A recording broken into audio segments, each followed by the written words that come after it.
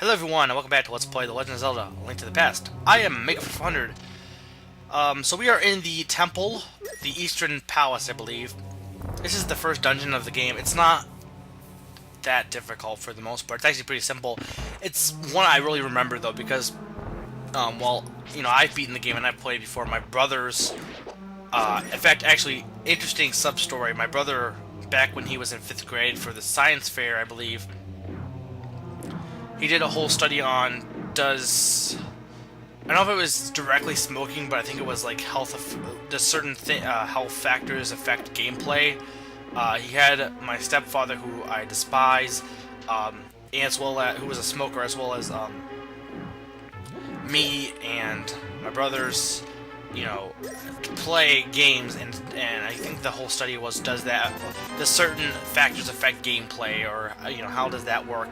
Now, granted, I easily whipped ass at this game because I'm the master of the house, but my brothers, I don't remember what the exact results were, but it was an interesting concept. Usually with science fairs you see paper mache volcanoes or paper mache volcanoes. Nothing really all that intriguing.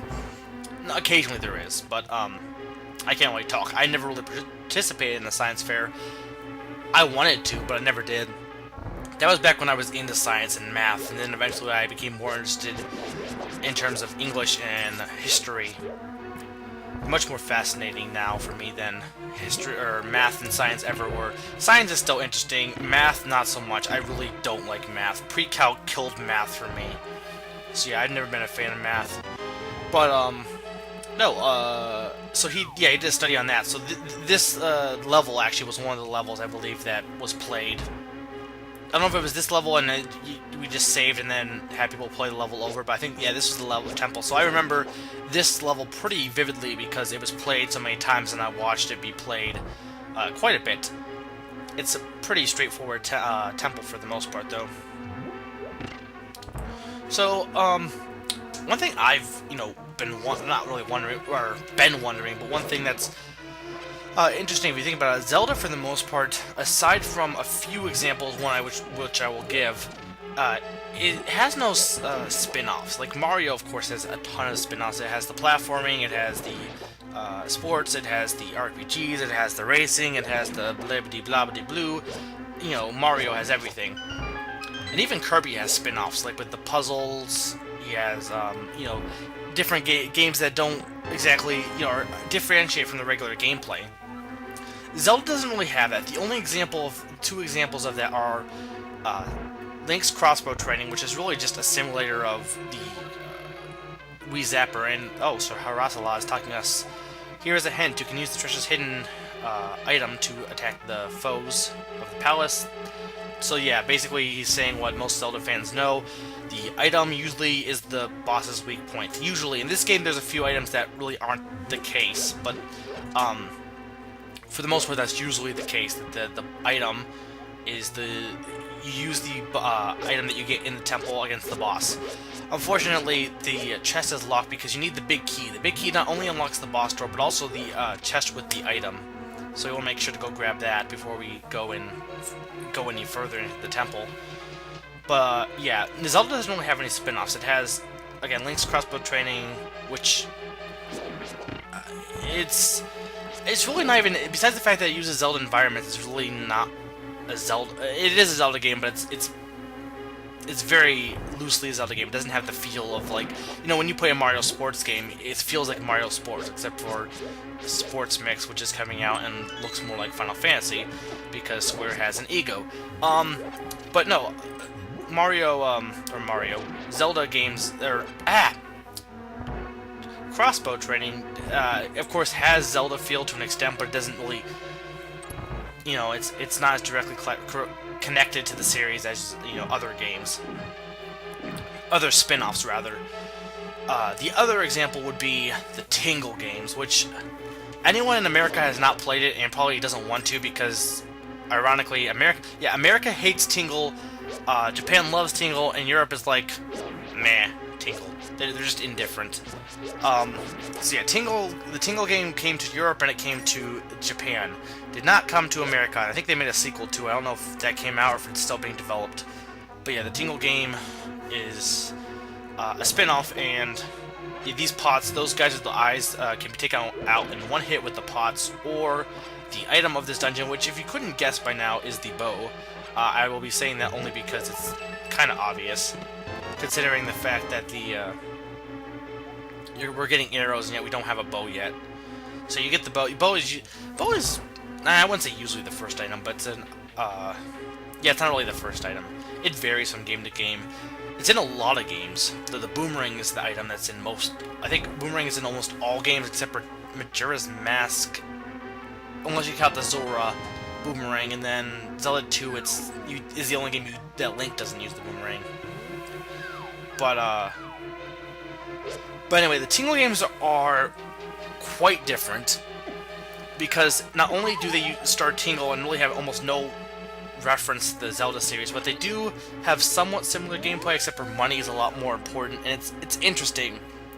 But I guess my point is, like, Zelda games basically have a very similar style of gameplay. It's very similar throughout. So would it be a bad thing to see a kind of spin-off of sorts? I mean, look at Kirby. I mean, technically you can almost say that Epic Yarn is a spin-off of sorts, because when people think of Kirby, they think of copy abilities. Copy abilities and floating and all the standard abilities. Epic Yarn doesn't really have any of that. So, you know, I guess the question is, would anyone be in favor of a drastic gameplay change to Zelda? I know there are definitely people who would be like, no, don't touch my Zelda. I love my Zelda. At the same time, there are probably people who are like, yes, mess up Zelda. It's awesome. You know, make mistakes, get messy. Change is good. Change. So, you know, it'll go both ways. You know, it'll vary between what people actually want. You know, some people are fine with Zelda being the way it is. Some people want some change. And the thing is, just because one Zelda game is very drastically different in gameplay, or just because any game from a series is drastically different, doesn't mean every game has to be that way. Kirby's Epic Yarn, would I want to see every game in the Kirby series be like that? No, that would get dull eventually. Hence why I feel like the Zelda gameplay, though I like it, and though I don't think it's a big deal, I would like to see, like with Skyward Sword, I'm wondering if they're going to change the gameplay up. And they do it to an extent, like Wind Waker did it to an extent, but, you know, not that strong of an extent. Though again, whenever they do change it, people complain. So I guess the question is, do you want to see it to the point of it being that it could essentially be considered a spin-off, essentially be considered a different series of sorts? You know, Wind Waker did it, but it still was Zelda. And technically, Epic Yarn is still technically Kirby to an extent.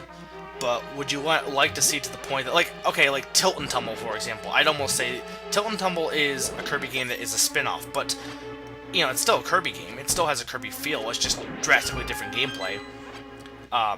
You know, would anyone, you know, I would be in favor of it, as long as, you know, it's not like they just, you know, for one time, maybe, you know, maybe two, I like to see, Zelda games take maybe a different turn. What that would be, I don't know. Maybe no dungeons. Maybe a futuristic Link. I mean, that's an idea that has always been thrown around.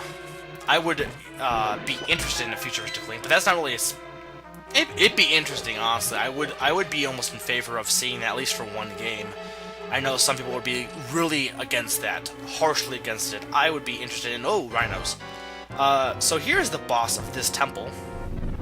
Rhinos. These guys are really simple. Are they Armos? I don't know, but they're knights. Basically, you can use the bow and they'll take care of them in, I think, 3 hits. You can also use your sword, but I think it takes a lot longer. Because eventually you will run out of arrows. But these guys aren't too difficult, as you can see. Though I start getting sloppy when I get down to 1. But for the most part, these guys are pretty simple to take care of. A lot of the bosses are pretty quick, for the most part, in this game. Usually, boss battles in other Zelda games are quite long and quite epic. The boss battles in this game, not as much. You know, they're fairly quick. It's got some catchy music, though. And there we go, heart container and pendant. I love always running in the center and catching the pendant before it hits the ground. It's one of my favorite pastimes.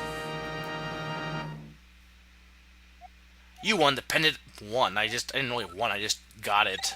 It's not like I guess those guys could have just been guardians who were set here to test whoever came here. They may not have been evil. They never really talk about these temples, the ones in you know, the ones that you get the pendants from. They never really talk about whether or not they're evil or not. Really, what the purpose of them are. I mean, there's monsters crawling around, but they're not really described. Now I will tell you more of the legend. 3 or 4 generations ago, an order of knights protected the royalty of Hylia. These Knights of Hyrule were also guardians of the Pendant of Courage. Unfortunately, most of them were destroyed in the great war against evil that took place when 7 wise men created their seal. Upon the descendants of the Knights of Hyrule, a hero must appear. So that means that I am one of the descendants of Knights of Hyrule. And that has actually been... A lot of Zelda games have that little tidbit. Not all of them. And we got the Pegasus boots, which just allows us to dash. But yeah, a lot of Zelda games have that little tidbit of... And he mentions the Ice Rod. But, of Link being descendant from the Knights of Hyrule. I believe Four Swords mentions that. Four Swords Adventure, rather.